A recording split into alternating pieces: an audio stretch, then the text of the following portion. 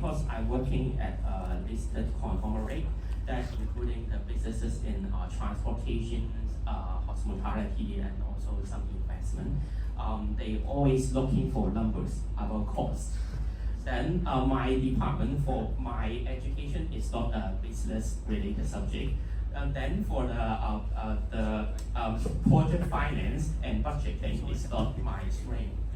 So the challenging thing is that I need to know more about how to do budgeting, cost management, like how to do the decarbonization, like encourage the transportation division to persuade in green procurements, like the more environmental friendly diesel for their transport.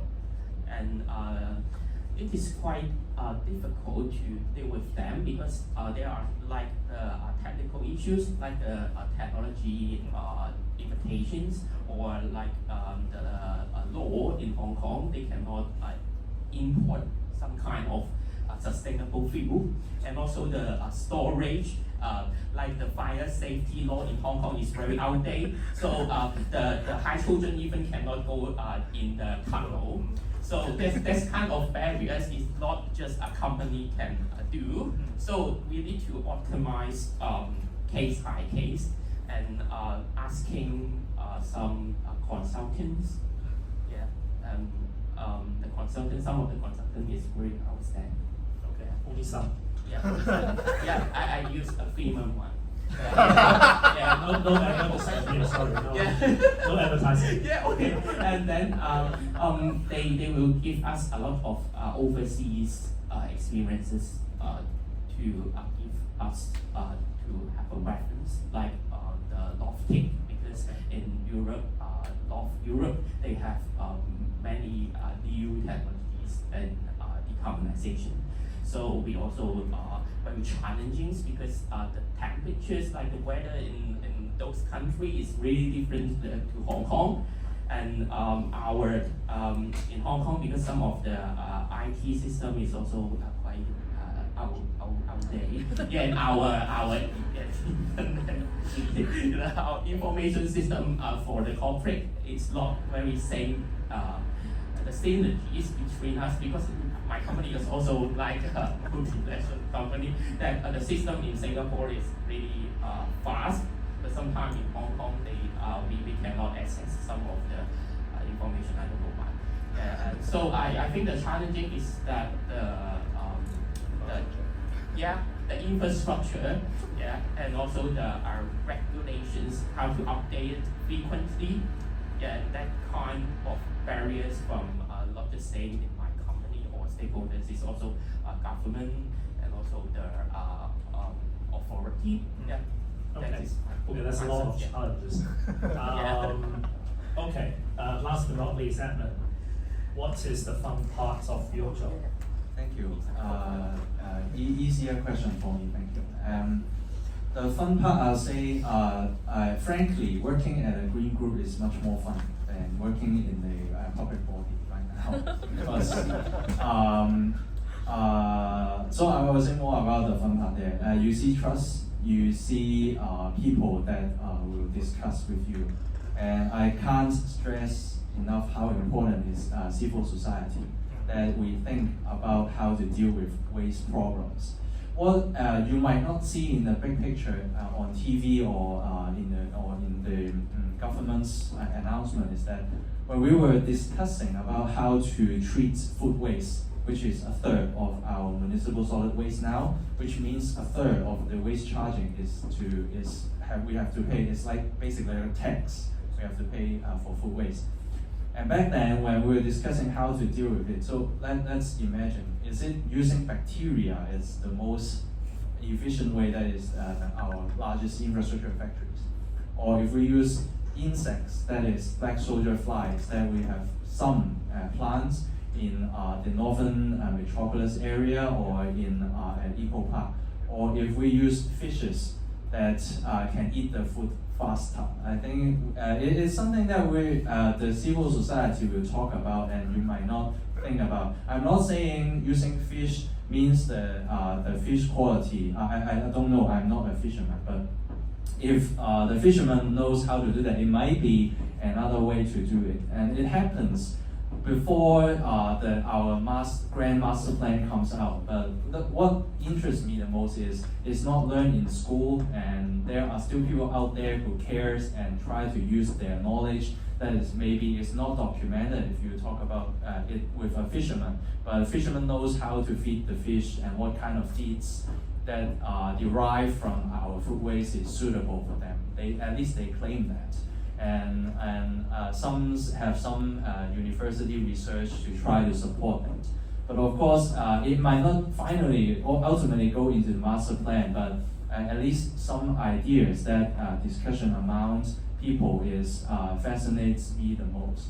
And I would say if I am the fund owner, I'm now only a secretary, but if I am the fund owner, it will be more fun to try things out. And I will encourage recycling fund encourages startup schemes. So if you have some project from university, you can get a matching fund for 500,000 or even 2 million, the max. Depends on the quality of the project. But there are something out there, and what interests me is when people try to brainstorm together, and I encourage that. And somebody in the civil society, somebody shares that some seniors that right now in Facebook or in social media, I don't know which one you use, but there are some kind of like Wanjuzhou, there are interest groups out there. The cost to chip in an idea and be heard is much cheaper when we have social media. So maybe there is something that we can still do. And once we have more experience, if it's in the green groups workflow, the next will be try to engage the largest corporate or engage the government and try to see if we can have something for that. And my example will be for plastic bottle. When I was working at the Green Earth, we try to push for producer responsibility scheme. You might have heard of this term. Hong Kong, what really legalized will be plastic bag and weed and so on. And plastic bottle was one of the most concerned items because the data is so easy to collect. When you go to the beaches, you collect the bottles and you count which brand. It's actually quite easy to get the data. And then it becomes obviously a problem, not just for the beaches, but for the marine life and so on. You see pictures of turtle and so on.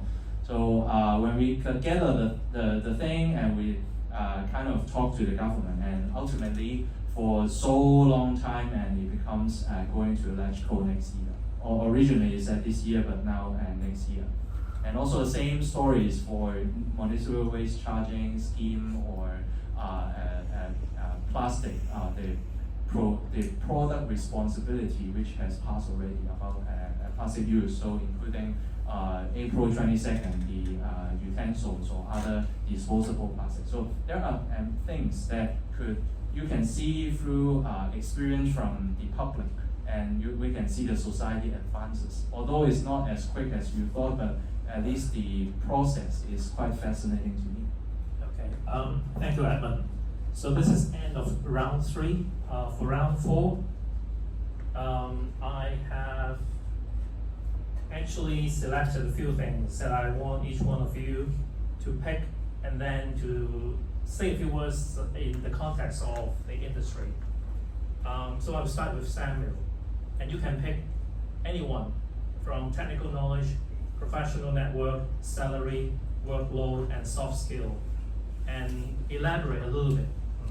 Like if you take a professional network, say a few words about that within your job or in the industry. Now, of course, it's not just your sharing, it's, think about what the audience would like to know. That's, helpful to them in their career in the future. Yeah. So which one do you want to pick?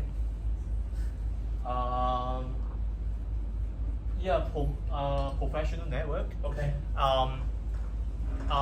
Apart from what I'm doing now in EMAHK committee, I also support in engineering institute, IET, but not HKIE. So and also some other NGOs as volunteers. So apart from really your technical background like EMAHK or engineering institute, in fact, other network can also help you, because when you meet people from different industries, just like what we discussed, when we dealing with environmental issues, not just environmental science can help you, but also business sense, like Edmund also mentioned. So that's why we need to study business, right? And also Charles also mentioned how to do budgeting. But also, like Teresa mentioned, how to build up the interpersonal skills, or how to be engaging, to connect with different people. So we can leverage on the professional network to help us develop this kind of capability, and also accumulate the resources. Because through this network, we can reach out to, for example, what I study, that I can't really understand what electrical and mechanical engineering is doing, but I can ask them in the network. Maybe I don't know how the fundings work, then I can ask Edmund. I don't know other peers doing, but we can't really directly send email to them, right? But during networking drink, I can ask Charles. So all this network can help us form channels to have more hints or clues to help us to solve the problem that we are facing. And also sometimes we can share what we are interested, or what we found that is really challenging, that maybe when we share amongst our networks, we can find solutions. So we can't really work alone. That's why this can help us to tackle a bigger problem, or to help you develop, like we also discussed before, maybe you can find another job there. Thank you, Samuel. Now, I think network is important not just in this profession. I think it's in any profession. But in this environmental field, I would say, because like I said, knowledge is growing every day, and things are changing so quickly. So being part of that network will certainly help you get a better grasp of what's going on in the industry. So that would be my take. Okay, Joshua, you can pick anything other than network, because Sam already picked that. I would like to share some about the workload. Yes, the workload. It's quite special in our organization, in fact, because actually we did not set a particular time frame for the applicant to submit their projects for our assessment. So sometimes it's sort of unpredictable. For example, for a week there may be 5 projects, or in the second week there may be 10, or even more. So that the workload is for our organization is sort of uncontrollable, because we did not set a certain time limit for the applicant to submit their submission for us to assess. So I think if you being a consultant, so I have also worked as a consultant before, the workload is sort of not that varied, because if you, as a staff of consultant, your boss will assign certain number of projects to you, and you actually know the tasks or the projects ahead or currently on your hand. So here for my organization is sort of special, because we cannot control the program of the applicant. So, but this also, I will say, is a good chance for me to learn how to better time management, and also how to prioritize the important tasks that to handle with. So that's all I have to share. Thank you, Joshua. Now I'm sure students would like to know workload. I think that's important. Now, can I quickly ask each one of you, do you work overtime? Sometimes. Sometimes. Yes, sometimes. Samuel? Yes, for this period. Because it's the peak season? Yeah, the peak season for reporting. Okay, Teresa? Yeah. Yes. Okay, yes. And Yeah. a lot? Yes? For consultant also a lot. Okay, and Charles? No, one. Okay, which company? Just kidding. Maybe you can chit chat later on. But this is the kind of, it varies, okay? So from different role, different companies, but I think typically Hong Kong people, work overtime. let's not go into the details. You can talk to them after the Q&A. Okay, Charles, your turn. Pick one. This one, soft skills. Soft skill, okay. Yeah, as I mentioned that I think the communication skills and the interpersonal skills is quite important at all, especially for doing environmental management, because you are manage different kind of issues in environmental in your companies, like from waste to water to energies like electricity. So you need to communicate with the frontline colleagues, and also you need to report their performance to your senior. And or like my company, we got a green office management team that we every business unit they need to send a representative for reporting their energy saving performance, their water saving performance, and also waste reduction, that kind of things. So I think to communicate with them, because really depends on the colleagues or employees environmental related knowledge. So sometimes your good communication skills can make them happy. Like you can can teach them how to collect the data in a short period of time. Because in Hong Kong people, they are always really running out of time. Yeah. So so the communication skills is really crucial to talk things in short. Yeah. Or key point, yeah, give them key point, yeah. So yeah, that is what I want to say. Okay, so Charles, do you mean, because you say communication skills, do you mean presentation skills or writing skills? Spoken. Spoken, so it's more presentation. Yeah. Clients facing, so you need to deal with that, or colleagues facing. Okay, is it something that you would, if you are hiring someone, is it something that you will pay attention to during interviews? Okay. Now please. Think your communication skills and interpersonal skills, and always in interview, the interviewer will ask you, do you have any question? At that time, many people will ask something, but for my preference is no. Oh, really? Yeah, sometimes, yeah. Okay. For internship, because we are not really expected you have well prepared for our company. Okay. So I prefer is no. Well, I'm sure you're interested to know which company is looking for. Anyway, we can talk about that later. Edmund, you have two. Or should we let the lady choose? Oh, it's up to you. It's up to you. So it's either salary or technical skills, technical knowledge. Then would you mind to talk about salary? I think it's pretty hard to understand. I think salary is different companies, organizations have different. So maybe Edmund, you talk about salary then. Okay. If that's okay. Okay. Because you work for different sectors or companies. Yeah, but it's hard to tell because I know that the ranges really varies. I can only give you a idea that I see, and I'm not even sure if that's accurate enough. But ESG consultant, if you're doing fresh grad, will be higher than EIA consultants. And right now, the fresh graduates are pretty good, usually more than 20K. That's my observation.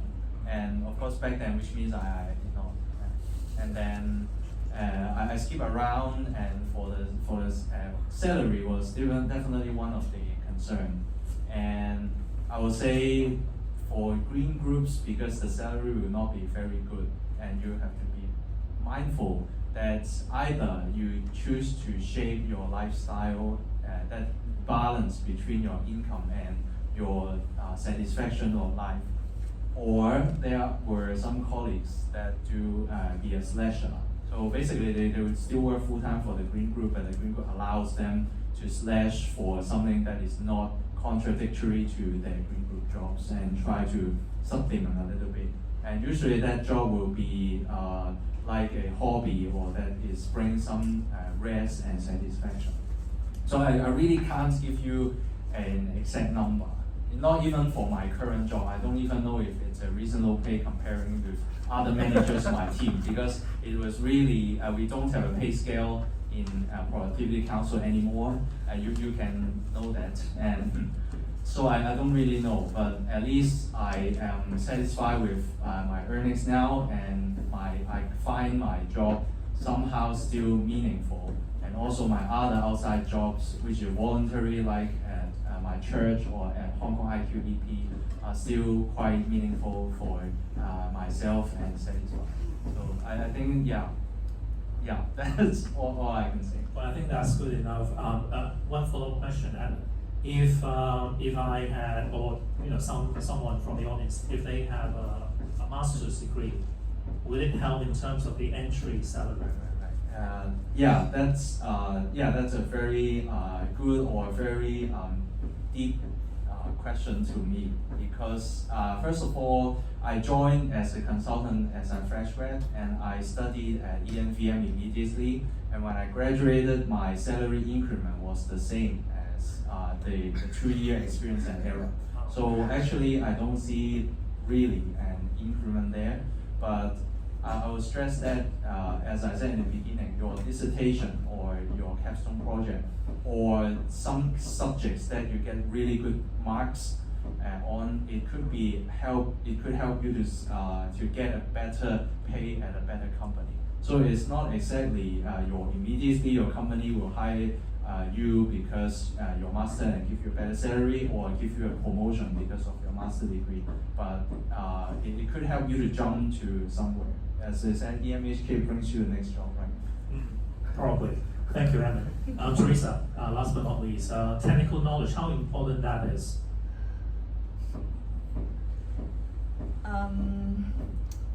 Well, for me, I'm not someone to go for certificates. And I took the master degrees because of my interest, and also plan for my career change. And for technical knowledge, I would say that, I studied science in my first degree, but I went into business for my first job. You can say business management is common sense, but at the same time, I think I pick up bit by bit, and because that time I work for an international publishing company. The Hong Kong office is just regional office. So that time I got involved in company audit, HR, compliance, or at the same time I have to deliver the numbers. I think for those of you who work for private sectors, bottom line, top line, this kind of thing. I have to deliver the P&L. And one of the things why I left the private sector is because that I found that sometimes you have to make a lot of compromise, even sometimes against my heart, my ethics, to to meet the company's expectations. That's why I also at that time I also saw the prospect of the industry is not so good, and because of the nature of the industry itself. So that's why I started to plan for a change. But when I joined my organization right now, and even EMAHK, because even for NGO is a registered company, you have to submit annual returns. You have our own company audit. So for this kind of budgeting, financial budgeting, and I think my what I learned or get exposed in my early career path can be applied in running an NGO, and especially if you are in a management level, because when you are just an officer, probably your managers or your senior executives are seeing all the company compliance, and you don't get involved. But you're in the management, you need to change your perspective. And I don't know, this kind of technical knowledge, you have to get involved. And my philosophy is that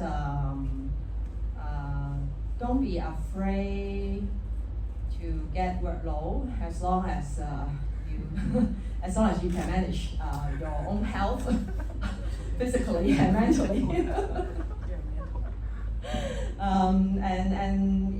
I think that it's also important because when I work in the private sector, I had a lot of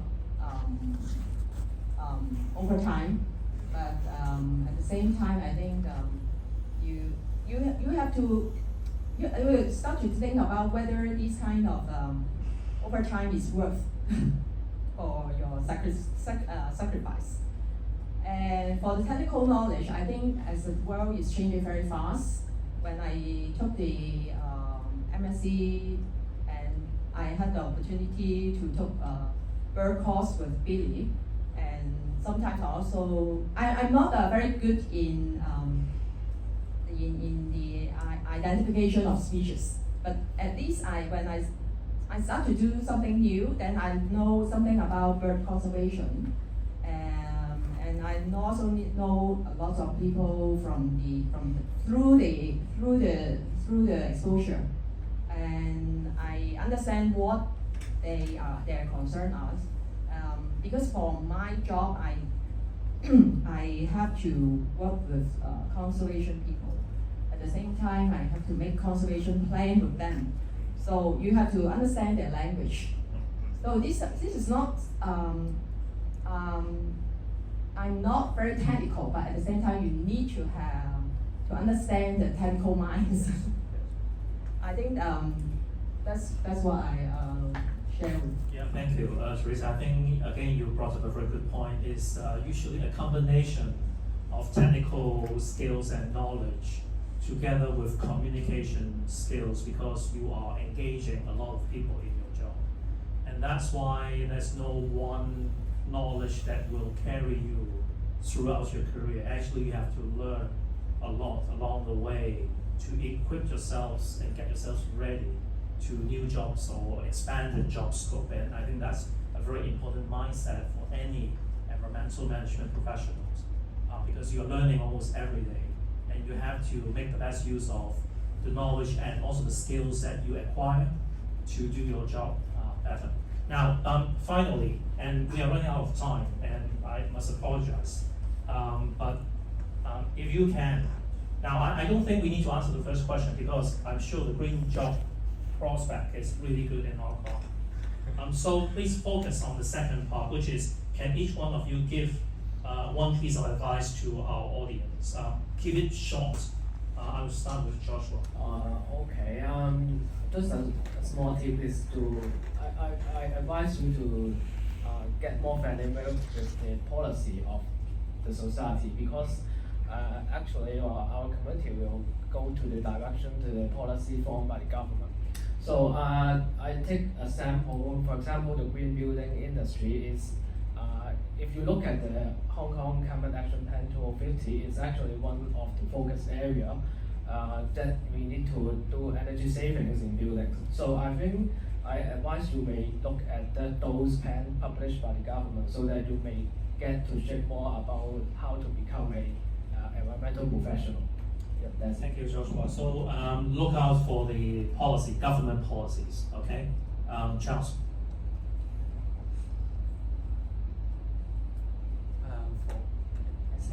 For me, I think to do more networking and get into the youth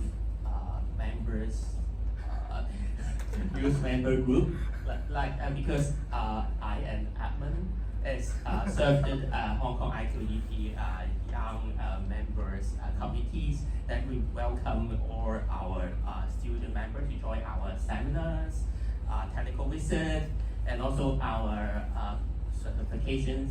And we have a youth summit coming soon in late May. Yes, so I really think that networking to or join our event can meet a lot of young professionals that will give you more insight in your picking your career in environmental field. Yeah. Thank you, Charles. And I quite echo that personal experience. Back in school, I went to lots of seminars and events. Try to look for the free ones, of course. But the thing is, you get what's good in seminar than educational videos, and instead you get to meet the people and then ask. Maybe it looks very crazy questions, but they will still try to answer you with the latest information. So that's what I cherish the most, and same for be ready for changes.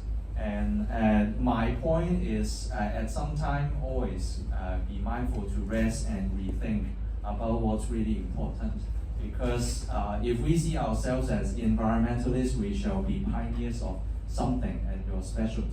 So try to settle down yourself and rethink some spirituality. Myself is a Christian if you're not a Christian, but you can definitely find some ways to rest yourself. And I think that's quite important. thank you, Evan. Teresa?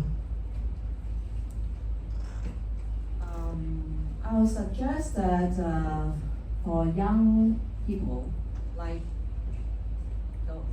all those of you sitting here, I think participating in networking events is important. And then further, to go further, I would say that if you can afford, try to volunteer. You don't know one day what you experience or people you know through you get acquaintance through volunteer may help you in your career path. Because when you you have to get involved, in order to really get the knowledge and experience. And for example, when I started to plan for my career change, I volunteered for WWF for several months to help them as a volunteer in planning the Earth Hour. And then I think two years later, I got the chance to get a part-time job to work with them. That's something I never think that would happen. Actually, I just want to get exposure, and if people saw you as something that can help them, and if they able to give you a job, then you have already proved yourself. Thank you. Sammy? I want to give 3 prompts, apart from, not just one. One is curiosity. I think all of us also just mentioned new knowledge keep coming, and we also need to update with the trend. And the second point is reflection, because if we just keep absorbing, you are just accumulate like obesity, right? But we need to reflect in effect on, do we really want this, and what we are really working on the direction you want to go, because then you can prioritize your resources on the things you need to focus on. And the fourth point is networking, of course. So because this can help you to shape your path also, but also give you some hints, like what our peers just mentioned. They can also guide you, and also maybe you have chance to share.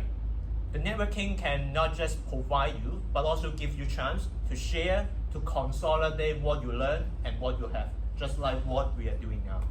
So that's all my sharing. Thank you, Samuel. Now, if I may add a final point as the host, start building your network by following EMAHK. I think that's a good starting point. Now, we're not done yet. It's now your turn to ask questions or share your thoughts. You're welcome to say it in English or in Cantonese or even in Putonghua. if that's okay. So we have like 10 to 15 minutes before we close. So just raise your hands if you have any questions for our guests. Don't be shy. This is number one important in terms of being in this industry. Don't be shy. Be upfront.